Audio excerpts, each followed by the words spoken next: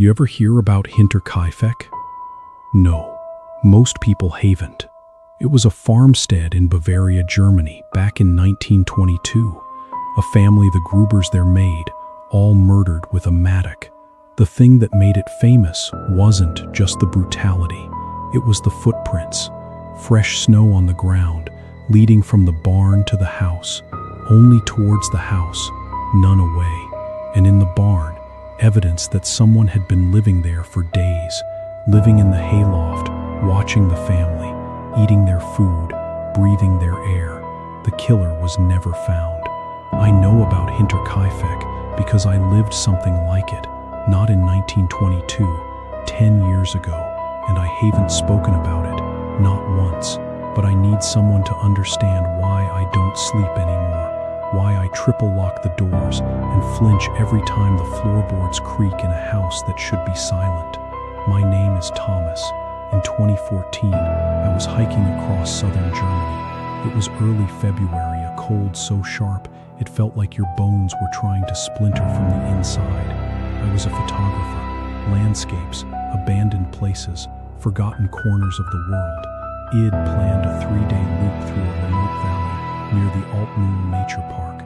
No villages, just forest and farmland. Id checked the weather. They said light flurries. They were wrong. By the third afternoon, the sky went dark as slate, and the snow started falling in sheets. Horizontal, wind that could knock you sideways. I lost the trail within an hour. My phone had died that morning, dead weight in my pocket. The compass just spun. I was alone, genuinely alone, for the first time in my life, and the cold was starting to feel less like discomfort and more like an invitation to lie down and sleep. That's when I saw it. Through the swirling white, a smudge of yellowish light. I stumbled toward it, and slowly it became a barn, old but solid, timber and stone. Beyond it, a farmhouse with a single lamp burning in a downstairs window, the kind of place time forgot. No power lines that I could see, no vehicle tracks, just that lamp, and the snow hissing against the walls. I went to the barn first. The door was heavy, slid open on iron runners. Inside, it was dark, smelling of hay and old leather. I called out, "Hello, ist hier jemand?" But the wind swallowed my voice. I flicked on my flashlight, and that's when I saw something that made my chest go tight. Tucked in the far corner, behind a stack of rotting feed sacks, was a bedroll, a neat, deliberate bedroll. Next to it, a half-eaten loaf of dark bread, a knife, and a newspaper from Munich. The newspaper was dated 3 days earlier, and there were cigarette butts ground into the dirt. Someone had been staying here? Recently? Very recently. But no one answered. I backed out and went to the farmhouse. Knocked. For a long moment, nothing. Then the door creaked open just a few inches, and a woman's face appeared. 60, maybe 70. Hard lines. Eyes that had stopped being surprised by suffering. Behind her, a man's voice, gruff. "Lass ihn rein, es schneit." Let him in, it's snowing. They were the Dreschers, Herr and Frau Drescher. Their daughter, Lena, a widow with 2 small children, Anna, 7, and Karl, just 2, and a maid, Renate, who had arrived only that morning.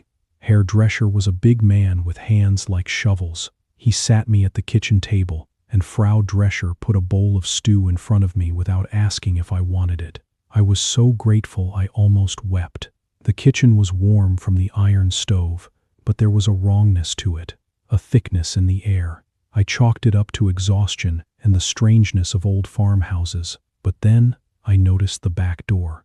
The bottom edge had a gap, and a thin ridge of snow had blown in and melted on the stone floor, and mixed with the meltwater footprints, faint, drying, but definitely footprints, leading from the door into the hallway that went toward the stairs. They weren't ours. Estas eram mayores, fetas por boots with a heavy tread. Frau Drescher saw me looking, and her face flickered. "Ach, das ist nichts," she said. "It's nothing." The wind pushes the door open. The children walk around without shoes. Lena, the daughter, didn't look up. She was feeding Carl in her lap, her spoon moving mechanically. She had bruises on her wrists. I told myself it wasn't my place to ask. I was a stranger, a lost hiker. You don't pry.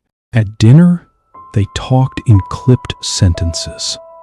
The previous maid, Frau Büttner, had left without notice 6 months before. She said the house was haunted, Lena muttered, almost with a dark little laugh. She heard noises in the attic, footsteps. She said there was something living up there, something that walked back and forth at night. My father told her it was Martin's. She didn't believe him. Hairdresser snorted. Superstition. She was lazy, that one. I asked, carefully, if they had had any trouble since. No, Frau Drescher said quickly, too quickly. Only that we keep finding a newspaper, a Munich paper. We don't subscribe. No one brings it. And yet every few days, there it is on the windowsill, current, as if someone left it for us. I told them about the barn, the bedroll, the bread. Hairdresser stared at me for a long moment. Then he stood, pulled on his coat, and said, head check. Ele levou uma lanterna e saiu na tempestade. The kitchen was silent except for the wind. I watched the window. After 10 minutes, he came back. His face was unreadable. Nothing there, he said. Old straw, old mess. You saw shadows, but I didn't imagine the newspaper. I didn't imagine the bedroll. They gave me a room. The guest room was upstairs, at the end of a narrow hallway. As I climbed the stairs, I counted the doors. The children's room, Lena's, the maid's little closet of a room, and the one where E'd sleep. At the very end, a steep ladder led to an attic hatch. It was closed, but I could see a dark smear around the edges, like old dust disturbed. I told myself it was nothing. I lay on the bed fully clothed, too cold and too wired to sleep. The house groaned around me, old timber, contracting in the cold. And then, around 1 in the morning, I heard it. Distinct, deliberate footsteps above my head. In the attic, slow, unhurried. 1, 2, 3, creak, creak, creak, back and forth, as if someone were pacing. I told myself it was Martin's. I told myself it was wind. But Martins don't walk like that. They don't measure their steps. I must have dozed off, because the next thing I knew, it was 3:14 a.m. I know because I checked my dead phone by reflex. The house was silent, dead silent. The storm had stopped, the kind of silence that makes your ears ring. I got up to use the bathroom, and that's when I saw it. The back door downstairs was open, not just ajar, but wide open. Snow had drifted into the hallway, and fresh footprints led from the door, up the stairs, disappearing into the dark.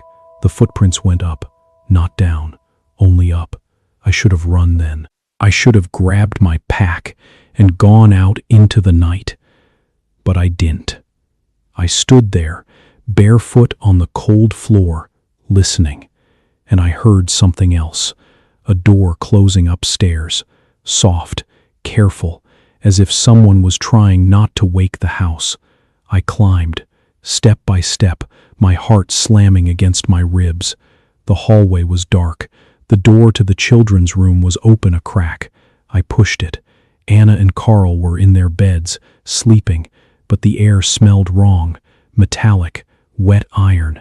I stepped closer, and in the faint glow from the window, I saw the dark stain spreading across Anna's pillow, and her eyes open, fixed and empty. I don't remember making a sound. I just remember my body going cold. Something took over, some ancient animal instinct. I backed out, turned, and Lena's door was open too. I saw her arm hanging over the side of the bed, the hand twisted wrong, and further, at the end of the hall, the maid's room.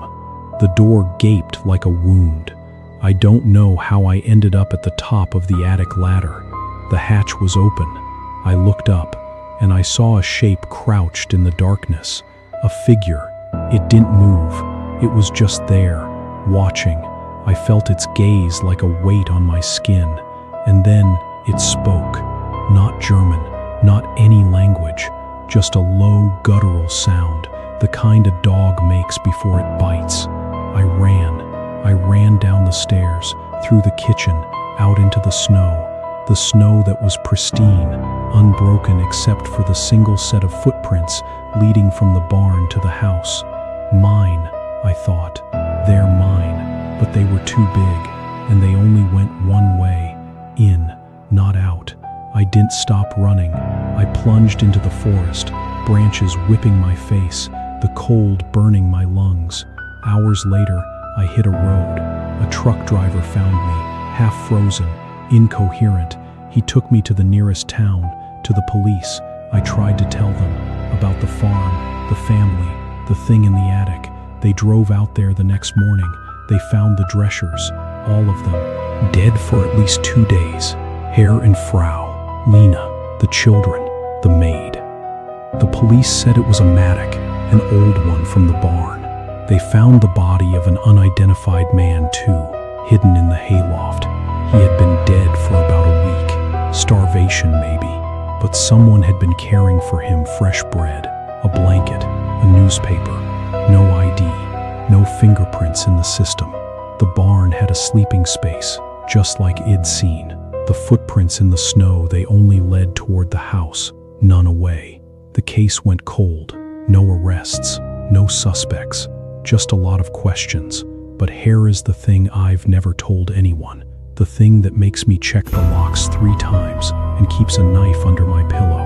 When the police drove me to the station that first day, I looked at the back of their car. The floor mat was wet, and pressed into the melting snow, clear as day, was a footprint, a boot tread, large, perfectly preserved. It matched the ones at the farm, and it hadn't been there when I got in. Something followed me out of that farmhouse, something that left the barn, walked into the house, and when I ran, it followed. It sat behind me in that police car, breathing slow, leaving its mark, and I never saw it. 10 years.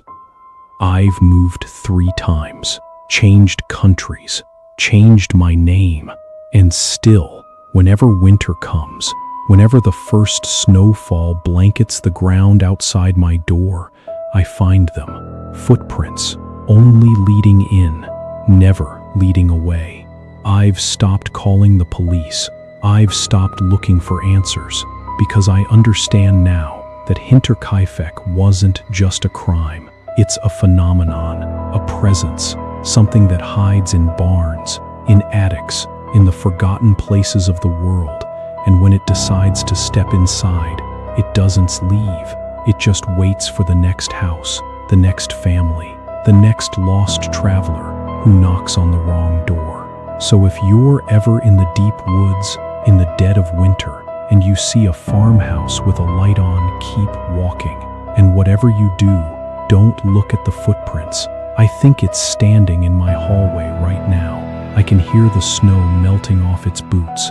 Sound of a slow drip, wet.